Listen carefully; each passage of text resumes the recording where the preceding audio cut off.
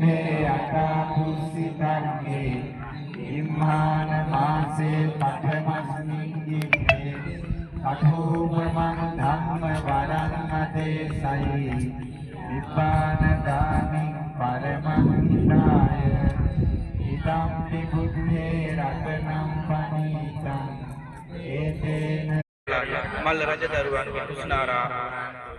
කුසිනාරාරුවරට වැඩම කරනවා. බලන්න අශෝක මහ රජතුමා මේ ස්ථානයට ඇවිල්ලා මේ ස්ථානය දැකලා සංවේදී වෙලා වන්දනමාන කරලා මේ ස්ථානයේ තමයි ලෝතුරා බුදු දානන් වහන්සේ ආයු සංස්කාරය පැහැරී කියලා තහවුරු කරගෙන පිටුතුනි මේ ස්ථානයේ චෛත්‍ය ස්ථාන නිර්මාණය කරනවා.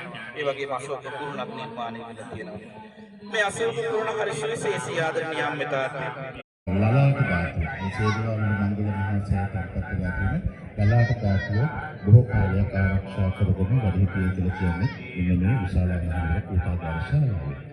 මේ තත්පත්ලා තියෙන කුඩා චෛත්‍ය මේ සේවනයේ පසුකාලීන මහරහතන් වහන්සේලාගේ භස්මාවශේෂ තත්පත් කළ හදපු චෛත්‍ය තමයි